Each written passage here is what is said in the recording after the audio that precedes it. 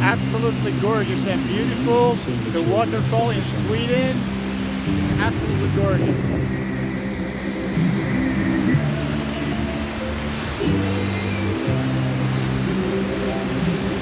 This is the waterfall here, as you see. Wonderful. It's one of the best in Sweden. On it.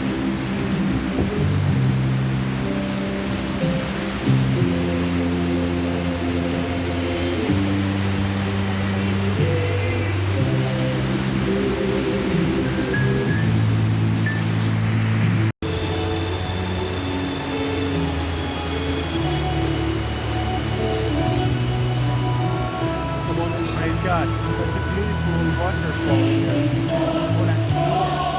Amazing nature. It's the snow over everywhere. The sunshine. The temperature is very, very cold.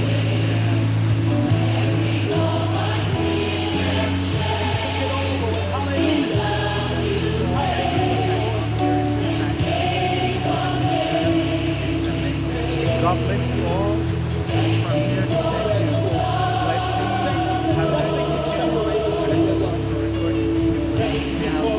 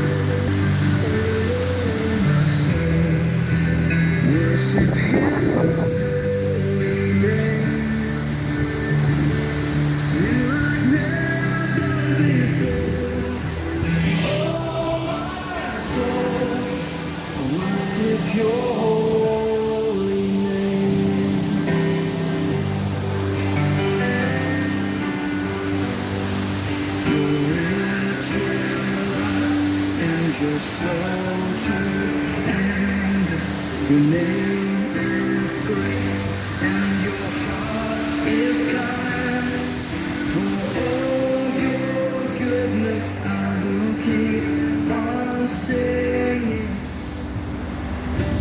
10,000 reasons for my heart to sing.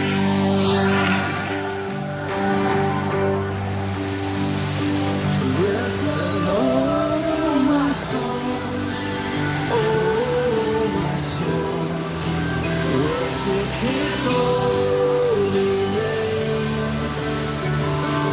Sing like never before. Oh my soul, I worship Your holy name. Bless You,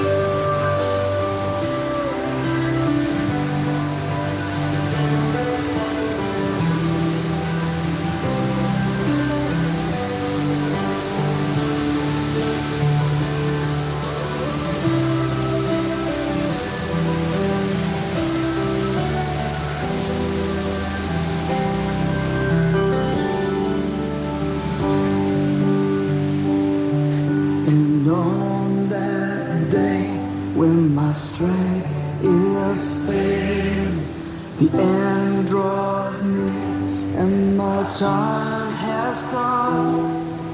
Still my soul will sing Your praise unending. 10,000 years and then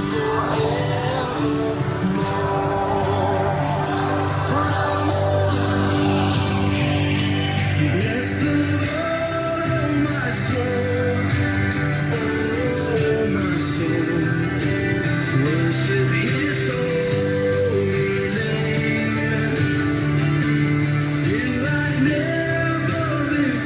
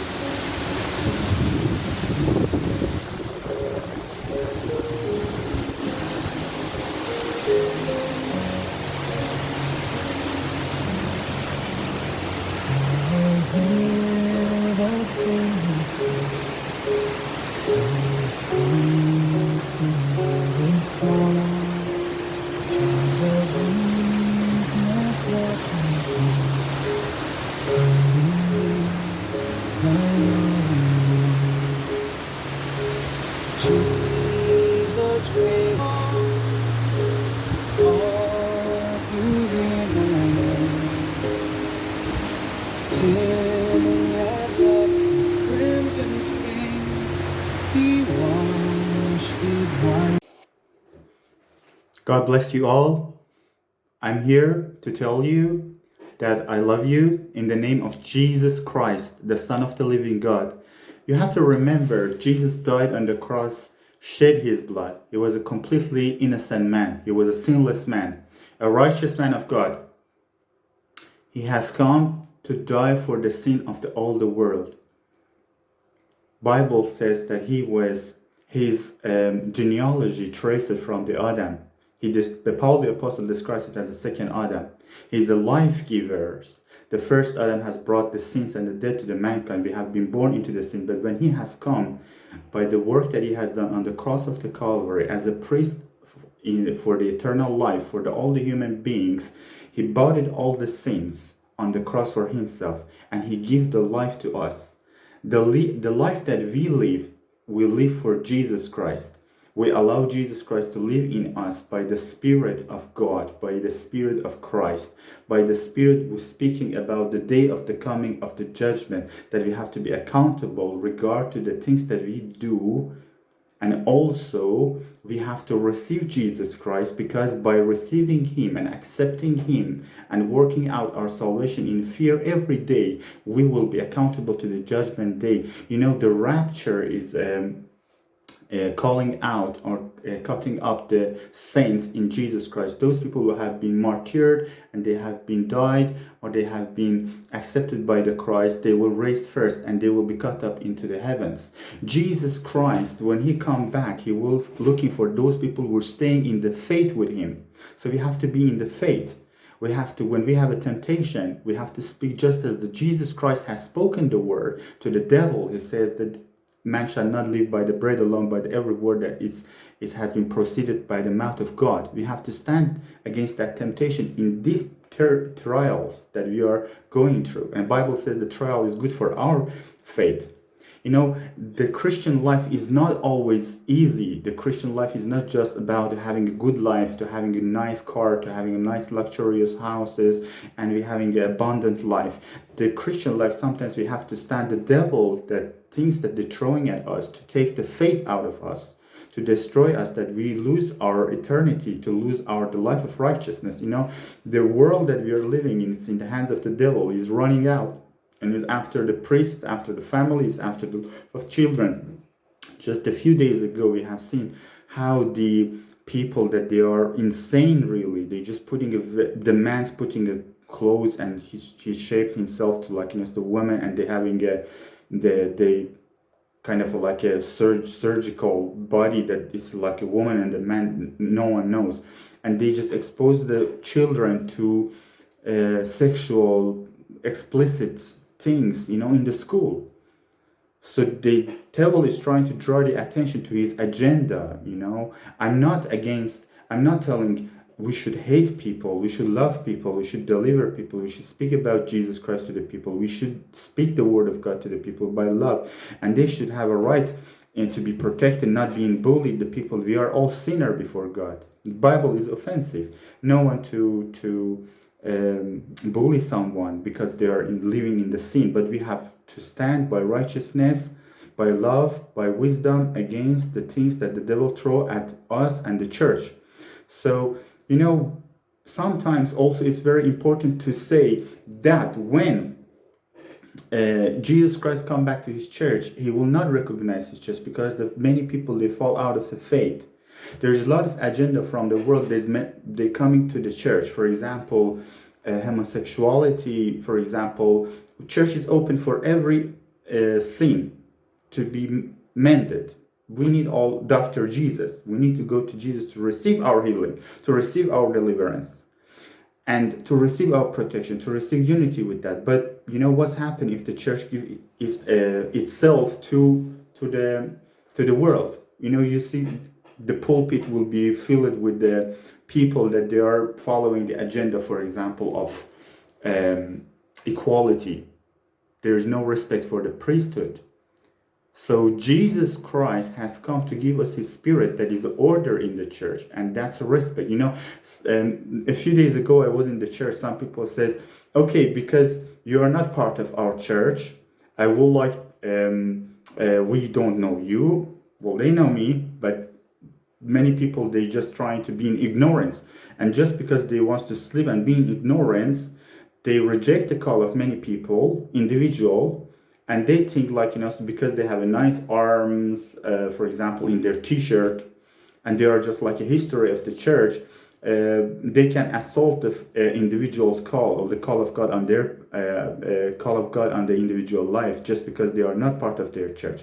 And it is interesting, when they just join their churches, they will controlling them. For example, they think by the force they can just like, getting oppositions. For example, someone being apostle, being a prophet, just because they look like rich, or they look like, for example, they've been in the church for longer. Brother, all the gift of God, the position that the God and authority God give, it's a gift. It's a gift. There is order. There is a divine appointment. There's a divine call on the people that want to be apostle, want to be a prophet, want to be a teacher, want to be an evangelist, want to be a pastor. It is a divine gift. Now you can just train yourself to do the things in the five ministry, but God has first called the people. Just because you look different from the person, it does not mean that, for example, this person is look lower and you are higher. This is the things that the world do. Jesus Christ says you have to become, if you want to serve the people, if you're going to go higher in the kingdom, you have to go lower, humble yourself. So Jesus give us a very good instruction, and we have to follow, and we have to be willing to defend the righteousness in our heart, defend the word of God with our mouth, and we have to speak it. And the Bible says the word of God is a double-edged sword, penetrating into the joint and the marrow, and separating content of the heart and the mind. And we have to speak that word every day and meditate upon it, and let to have a peace upon it. There's a lot of people also, they are in the bondage with the sexual immorality, or with the drug or alcohol. Jesus Christ died on the cross to bring the people life, to bring back them to the righteousness.